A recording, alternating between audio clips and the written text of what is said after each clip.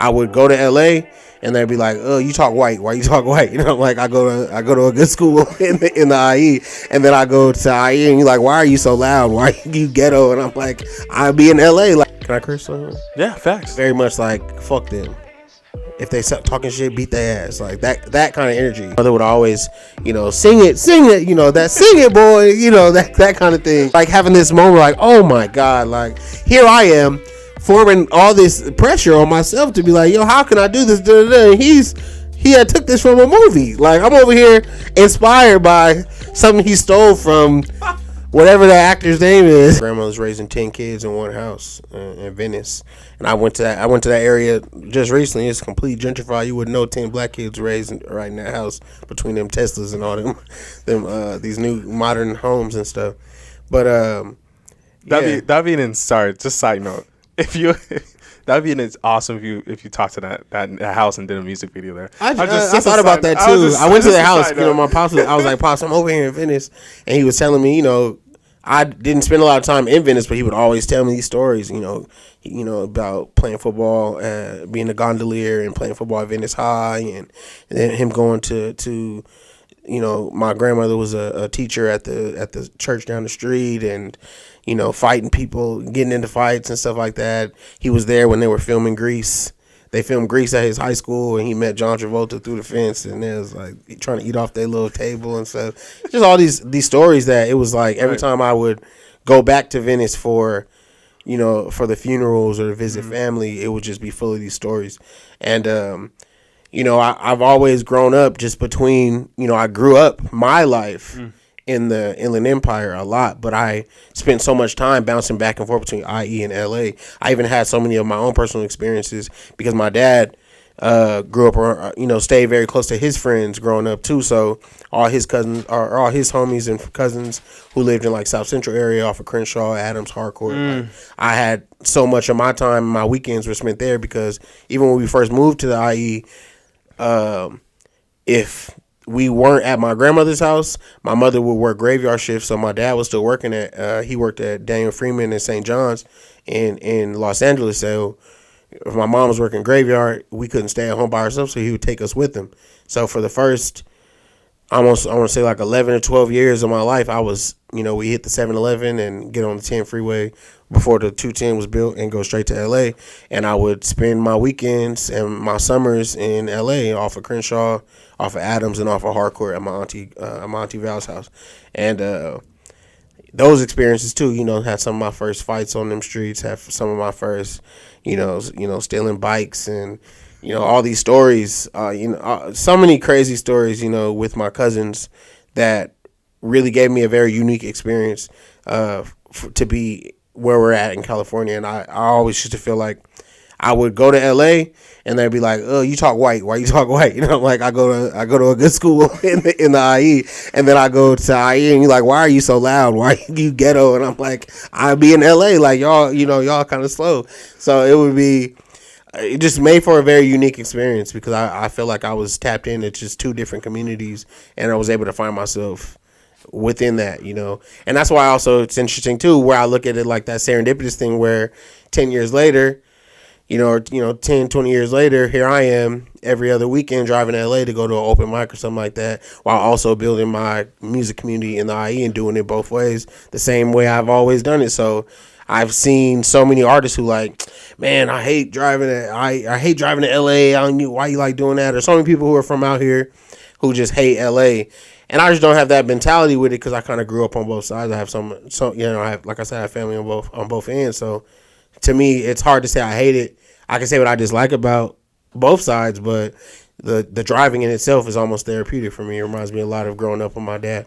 One of the things I find really cool here, your parents literally gave you kind of the culture, like really gave you the ability to be. I mean, it wasn't like obviously that's like the ideal situation, right? Bring you to LA when they have to go to work and do their thing.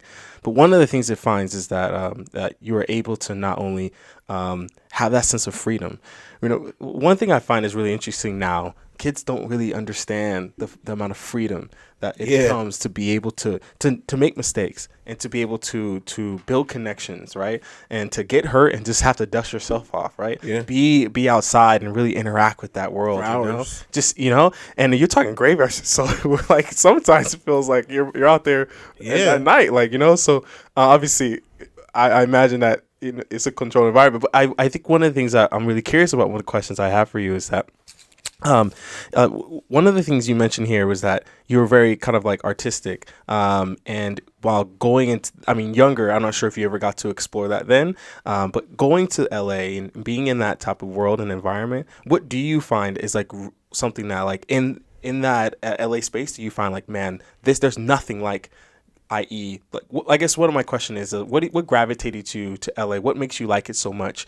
What do you remember about it? Because LA is very different from what it was back then when you were a kid. Yeah. And any key moments or key memories that you're like, man, like just this city feels so magical versus where living in the suburbs, going to school out there. Well, actually, I mean, I felt I felt a lot of similarities actually between where I lived in San Bernardino and what I was experiencing while going to school in San Bernardino, and what I was seeing with my cousins or what I would do on my weekends in LA. So it was interesting because, like I said, at that time I'm from the IE, Right, but my family is not. So, you know, they would identify as LA people. So going to LA was just like, you know, kind of like I said, like just visiting family.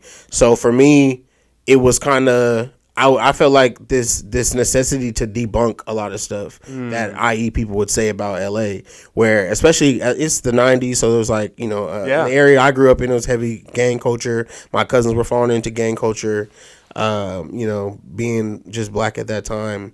Even now, it's the same thing, you know, kind of got to be hood adjacent a little bit to even get the pass to be where, you know, in the areas that I was in. So, you know, what I guess was what I liked about it. Hood adjacent. I'm just saying. I love that. I'm just saying that's how it is. But I guess like what I loved about it more than anything, it just felt like family to me. Like I never spent a lot of time in LA outside of just spending time with my family out there. So spending time in LA would be visiting all the different areas that my family lived in. So visiting Compton, visiting Culver City, visiting Long Beach, Inglewood, and then being in South Central. That was my experience, and all of that was just solely driven around visiting and being around my cousins. That's really what it was all about. And I guess my pursuits in LA never truly really didn't form until I started pursuing music. That's when it really began to be important for me to just kind of just build a bridge more than anything, because I feel like at a time there wasn't a lot of things going on musically in the Inland Empire, and I knew about stuff going on in LA to an extent, you know, hearing about like Sean Healy events and doing, you know, some of my earliest experience in LA doing events was like doing, you know, opening up for who I do, like me and my group at the time, we did a show with like the Cool Kids and Pac Div at the Key Club in like 2010 or something like that, or like doing a showcase at the House of Blues when I was like 19.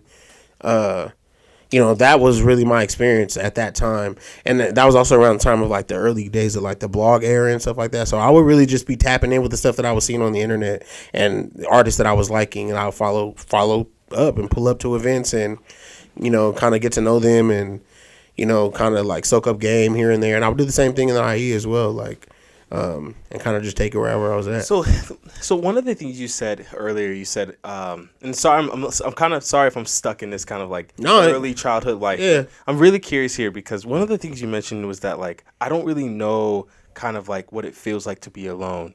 Like you have this, it feels like you had such a big network or an array of people that you can always contact or interact with or have fun. You know what I mean? Yeah. Right. I imagine in life, of course, there's downs, right, and there's ups as definitely. well. But it feels like it feels like life was.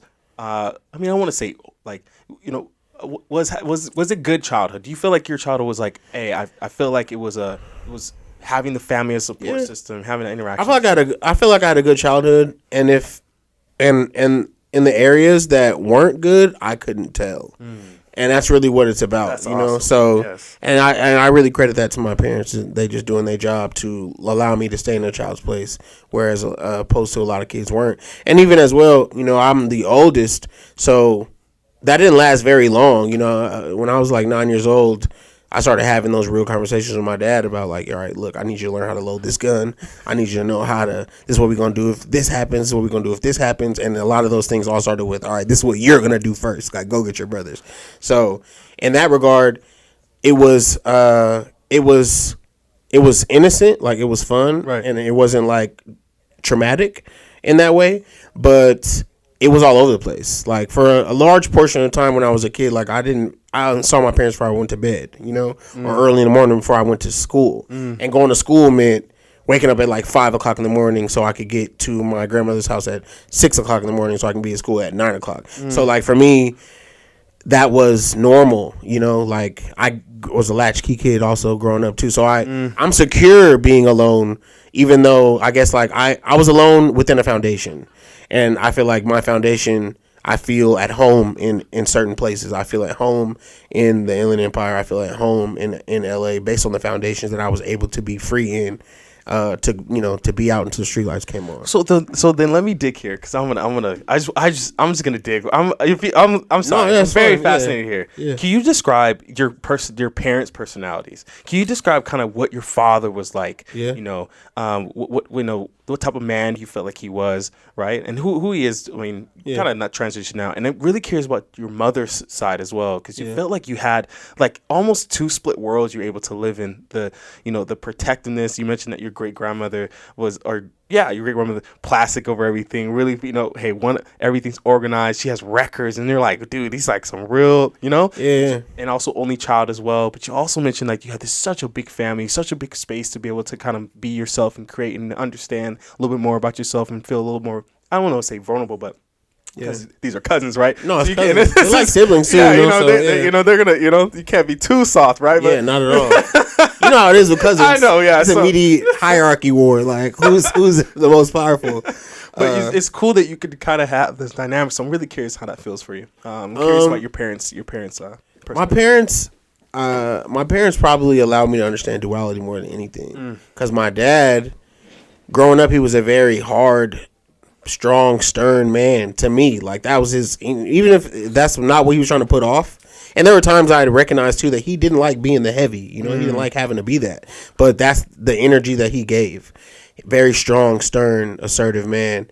And then my mother was so loving, so caring, so soft. And something she would always say is just like, not Cameron, it's not about how you feel, it's about how you make other people feel. And my dad was very much like, can I curse on here? Yeah, facts. Very much like, fuck them. If they start talking shit, beat their ass. Like that kind of energy. And, kind of understand, like finding myself within those bounds of and absorbing that energy where there are times where I'm very much like my father and there are times that I'm very much like my mother. And but your mom's from Chicago. Yeah. That's no. Like, we talking like she had an interest. Her background is honestly the difference between my mother and father is crazy because my dad grew up.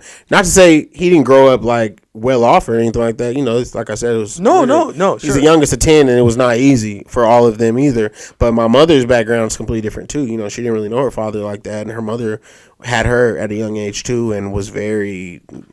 I'm sorry, Granny, a little negligent sometimes. I don't know if she's gonna watch this, but they had a strained relationship. Let's say that they had a strained relationship.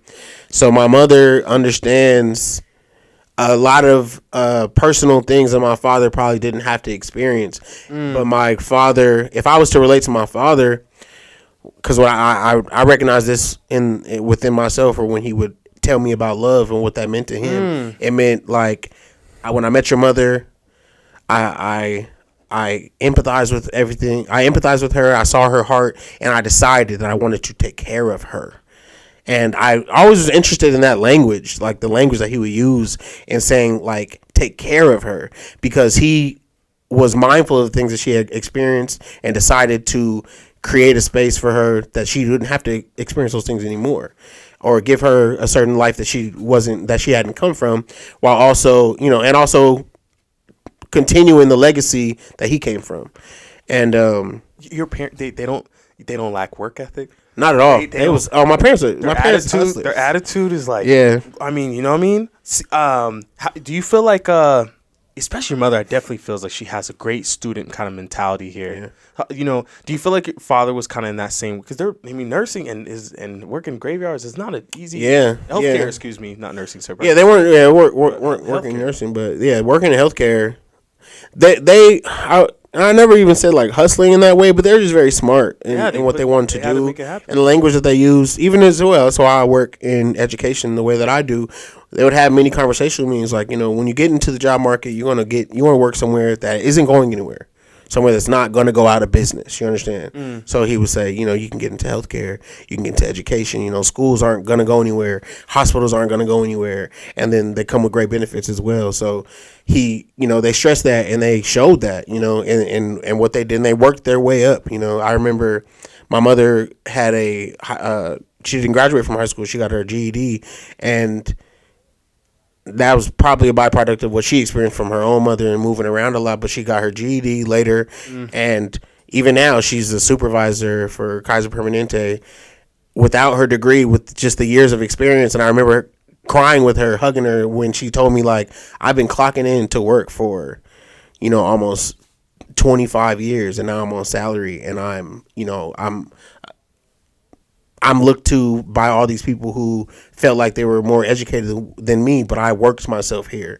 And, and my father as well, to know him as to be the stern, hard man that he is and have such strong opinions about things, but to watch him be able to code switch and be able to do what was necessary for his family, and that be his battery. Like, he sacrificed so much and had gone through so much. I know so much about my family that I could tell you their story and it wouldn't sound like I'm involved at all. Like, they have such a unique story of legacy and of love and of pain and of loss. And I feel like if anything I've learned from my family, all of them, not just my parents, but more than anything, it just showed me all of these different experiences that I was able to just watch and learn from and absorb. And I got to have my own personal experience as well as a creative, being into the arts, and they would support that too. They also would find time to support that. My pop's sure he would have wanted me to be playing at football at UCLA or something like that, but that just wasn't my path. But he supported that and supported me in that way. I remember my mother taking me to San Bernardino Adult School to take classes in art, and she would sit there with me after her shift to watch me like learn how to do these different shading techniques and stuff like that. And I graduated from that little class when I was like 12 years old. And it was just always like, I always just felt like they nurtured my artistic side the same way they nurtured my brother's athletic side. When my brother was getting all the different shoes to play sports in, that wasn't a concern of mine. I wanted these books and I wanted these pencils. I wanted these art sets and things like that. And then even when I made the transition to get into music, which wasn't so much of a transition, it was just like, okay, you about to start leaning on this other talent, that I never really got into. But it didn't start with singing too. That was so interesting because I sang in the choir. My mother would always, sing it, that sing it, boy, that kind of thing. Let's go. And I was kind of like, I know I could sing, but it was nothing. I just enjoyed watching the reaction from my aunts and my uncles singing in the back of the car, and they would turn around like, hey, he really know that song, huh? Like, I like those, I like those experiences. But it wasn't until later on that I got into rapping when I was in like high school, and I just feel like during all that time, so much of growing up, music was so present in the household. If it wasn't from church songs to R&B songs to gangster rap and stuff like that, like so many memories of music being like so prevalent that I just say all the time, like, I've heard so many songs, I gotta start making my own. Like, and something that we would do all the time too, we would always me and my brother would sit in the back of the car and just change the lyrics to the song and start saying some weird, wacky stuff that putting chicken on your bacon or like something weird, just to be funny. And I just kind of started taking it a little more seriously. No, I think the cool that gives you the sorry, you can drink water, man. I know you're going in, bro. No, you're fine. Yeah, I'm very self-reflective. I know a lot about myself. Yeah, you definitely can push this back too. But one of the things I'm really, really, really fascinated. This is so cool. So one of the questions I have, right? Mm-hmm. You mentioned this kind of balance. I think of kind of yin and yang, or like this side of you, right? You have this like split culture. You also mentioned your father code switches as well, and kind of has like this able to interact and adapt to pretty much any environment or culture. I'm curious because one of the biggest milestones for most people, it's kind of that going from that middle school, elementary school, middle school to high school, mm-hmm. right? Where you now really kind of find who you want to be, who you are. You kind of start really having to figure out like what your future looks like. And I'm curious on like, you mentioned you never really had a lot of friends, but I'm curious to see, I mean, you imagine you had a lot of friends, but you didn't hang out with them, right? But I'm curious on like what was that dynamic that's kind of like that now stage if you're like, okay, whoa, now I'm kind of like becoming myself and finding. So how was your kind of high school experience? I feel like I really started to find myself more when I stopped being around my cousins so often. So that was probably the first time where I was really like, what am I doing today? I'm not going to see my cousins. I don't go to my grandmother's house anymore. I used to beg my dad, like, can you take us back to Mama Grand's house? And he's like, I'm not driving all the way to Fontana. Like, you going to, hang out with your friends at school. So, that was probably sometime after middle school. Okay. Sometime right at the beginning of middle school. So, because literally all the way from kindergarten to about 5th grade, I was very close and would see my cousins all the time. Can I pause you just real quick? Yeah. What type of, were you like a shy person in that kind of element? Were you more like extroverted? Can you describe? A little bit of both, like a little bit of a social butterfly. If I'm comfortable, I would talk. Very quiet at that time too. I used to draw a lot. Got it. But it just depended on the environment more than anything. I was like, a little smiley, chubby kid, and I would like joke a lot.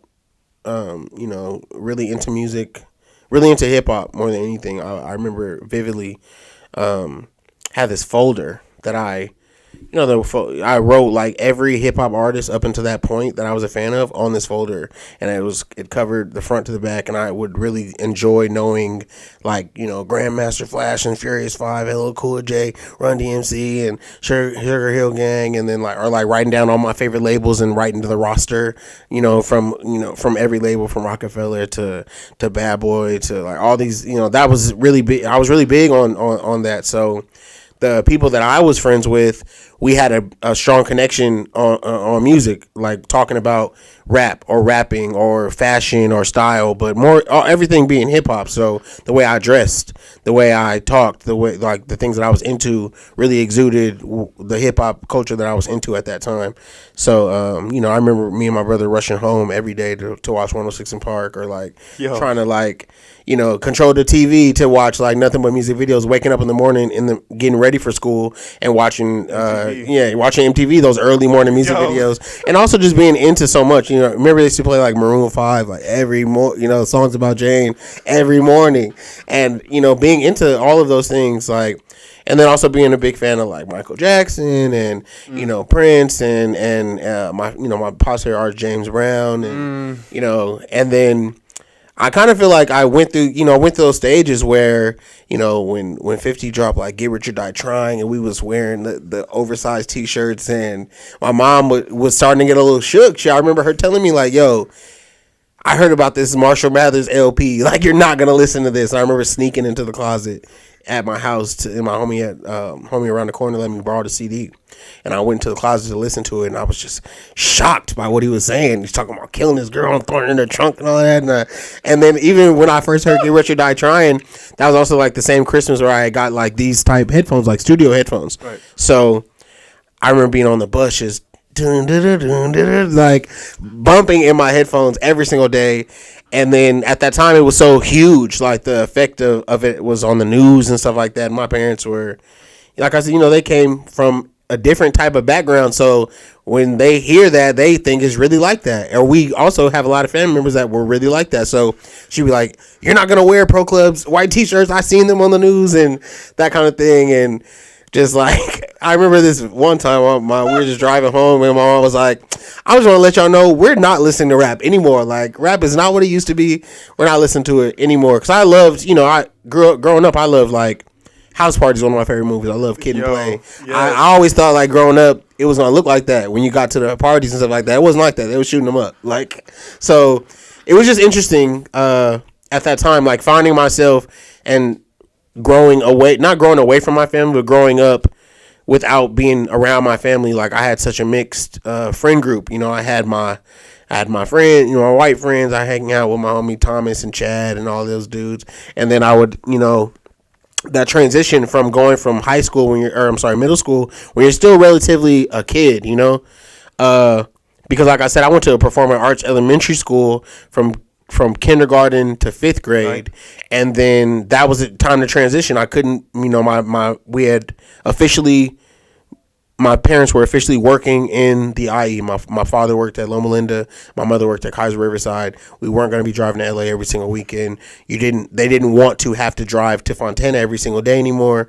The area that our house was built in started to develop more, so there were more locations to go, and they didn't feel like they had to do what they were doing anymore. So, I stopped going to LA as often, and I was really started being more centralized in the Inland Empire probably around the time that I was in middle school. And then the thing about middle school too was I went to a different elementary school just for 1 year. And that 1 year felt like, when you're a kid, it feels almost like 3 years, because that also was the makeup for the friend group that I would have going forward into my later years. And, from the girls that I would know and the guys that I would go to school with, I went to this one school for just 1 year. And then from there, I went to a middle school that was almost completely different, because imagine going from one school from K to 5, one other school for 6, and then you're in 7th grade. And when I get there, I'm just like, they cussing and all kinds of stuff. They gang banging and stuff like that. I thought, and my take at that time was like, well, how y'all gang banging? Like, this isn't LA, like. To me, gangbanging was a thing that was mostly in LA, and I would start to experience that more and more, because when I was in the IE, I was in the house with my cousins at my grandma's house. We wasn't going out like that or experiencing none of the street culture at that time.